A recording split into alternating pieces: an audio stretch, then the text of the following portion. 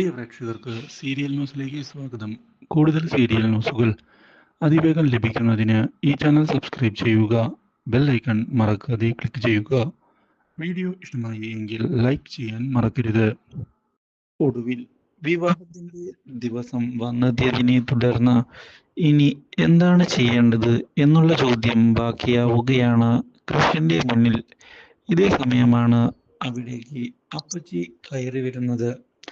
കൃഷിന് മാനസയെ ഇഷ്ടമല്ല എന്നുള്ള കാര്യം എനിക്ക് കൃത്യമായി അറിയാം. അതുകൊണ്ട് തന്നെ നിന്നെ സഹായിക്കാൻ ആരുമില്ല എന്നുള്ള പേടിയൊന്നും നിനക്ക് വേണ്ട. നീ അവളെ ഒഴിവാക്കുന്നതിനായി ഒരുപാട് പരിശ്രമിച്ചു എന്നുള്ള കാര്യവും ഞാൻ അറിഞ്ഞതാണ്. ഇനി നിന്നെ സഹായിക്കുന്നതിനായി ഞങ്ങൾ ഉണ്ടാകും. ഈ കാര്യം ഒരിക്കലും നീ മറക്കേണ്ട. എങ്ങനെയാണ് അപ്പച്ചി എന്നെ സഹായിക്കാൻ പോകുന്നത് എന്ന് ചോദിച്ചതിനെ തുടർന്ന് കൃഷിനോട് വിവാഹ ദിവസം ഞാൻ പറയുന്നത് പോലെ ചെയ്താൽ മാത്രം മതി എന്ന് വ്യക്തമാക്കുന്ന അപ്പച്ചി ബാക്കി കാര്യങ്ങൾ കൃത്യസമയത്ത് നടന്നോളും എന്ന് അറിയിക്കുകയും ചെയ്യുന്നു. ഇതോടെ അപ്പച്ചിയെ വിശ്വസിച്ചുകൊണ്ട് കാര്യങ്ങൾ മുന്നോട്ട് നീക്കുന്നതിനായി തയ്യാറായിരിക്കുകയാണ് കൃഷ്. ഇതോടെ കാര്യങ്ങൾ താൻ വിചാരിച്ചതുപോലെ മുന്നിലേക്ക് പോകും എന്ന് നിഷയെ ചെന്ന് പറഞ്ഞിരിക്കുകയാണ് അമ്മ. എങ്ങനെയാണ് കാര്യങ്ങൾ സംഭവിക്കാൻ പോകുന്നത് എന്ന് ചോദിച്ചതിനെ തുടർന്ന് അതൊക്കെ ഉണ്ടടി, നീ ധൈര്യമായി കൃഷിനെ വിവാഹം കഴിക്കുന്നതിന് തയ്യാറായി ഇരുന്നോളൂ. ബാക്കി കാര്യങ്ങളെല്ലാം ഞാൻ ചെയ്തു തരും.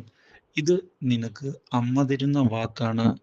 അതിൽ യാതൊരു മാറ്റവും ഇല്ല എന്ന് പറയുകയും ചെയ്യുന്നു.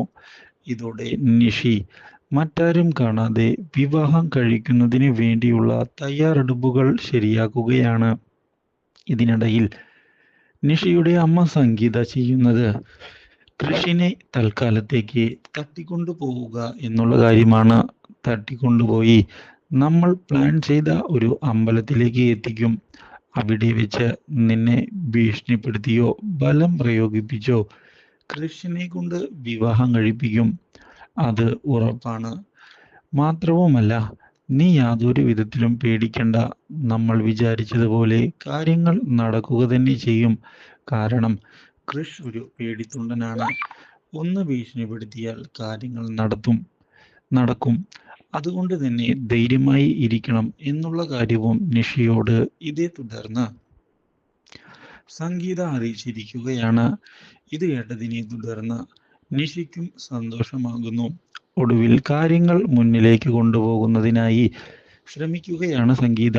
വിവാഹത്തിന്റെ ചടങ്ങുകൾ നടക്കുന്നതിനിടയിൽ കൃഷിനോട് വണ്ടിയിൽ പോയി കയറണമെന്നുള്ള നിർദ്ദേശം നൽകുന്ന സംഗീത ബാക്കി കാര്യങ്ങളെല്ലാം ഞാൻ പ്ലാൻ ചെയ്തതുപോലെ തന്നെ നടക്കുമെന്നും നീ കൂടെ നിന്ന് തന്നാൽ മാത്രം മതി എന്ന് അറിയിക്കുകയും ചെയ്യുന്നു.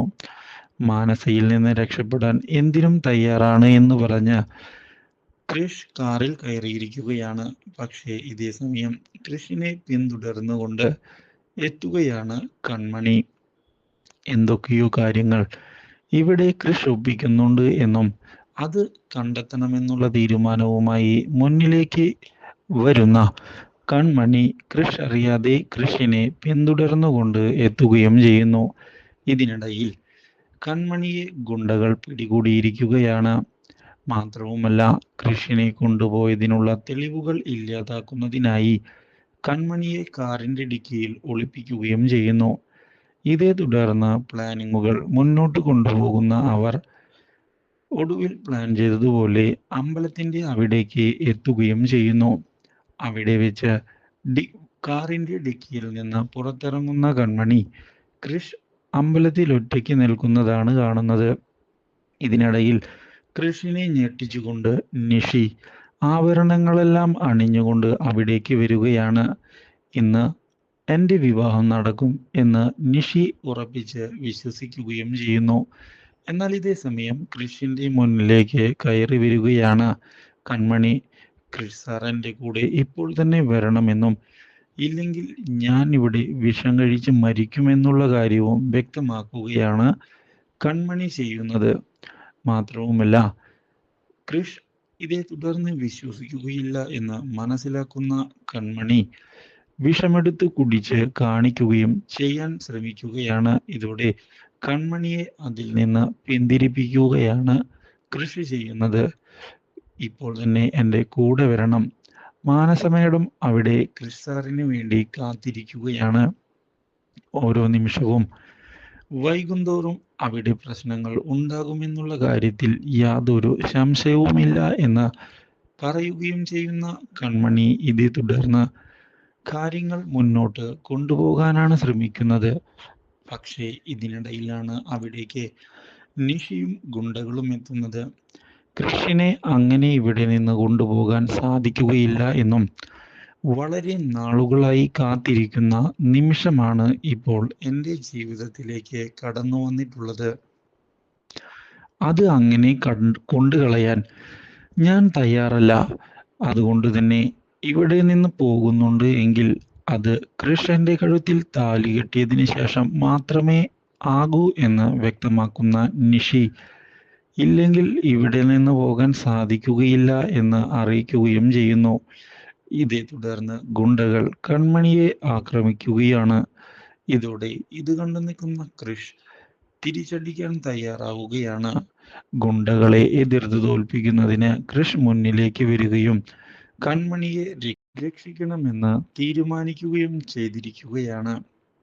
ഇതേ തുടർന്ന് ഗുണ്ടകളെയെല്ലാം അടിച്ചു തെറിപ്പിക്കുന്ന കൃഷ് ഒടുവിൽ നിഷിയുടെയും സംഗീതയുടെയും ആഗ്രഹം എന്തൊക്കെ സംഭവിച്ചാലും നടക്കുകയില്ല എന്ന് തുറന്നു പറയുകയും ചെയ്യുന്നു.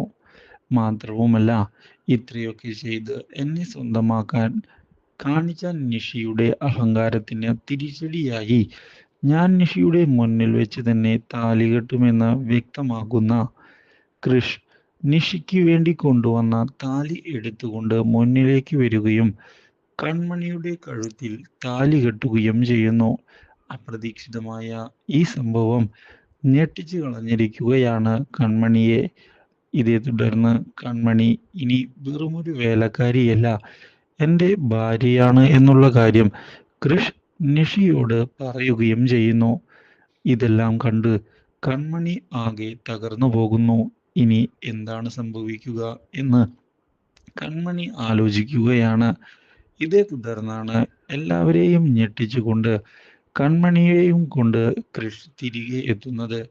ഇതോടെ സാഗർ എവിടെയായിരുന്നടാ നീ എന്ന് ചോദിക്കുകയും ഉടൻ മുഹൂർത്തം കഴിഞ്ഞുപോയി എന്ന് വ്യക്തമാക്കുകയും ചെയ്തതിനെ തുടർന്ന് കൃത്യമുഹൂർത്തത്തിൽ ഞാൻ കൺമണിയുടെ കഴുത്തിൽ താലി കെട്ടി എന്ന് പറയുകയാണ് കൃഷ്. ഈ കാഴ്ച കണ്ട് എല്ലാവരും ആകെ പകച്ചു പോകുന്നു. Do like, share and subscribe.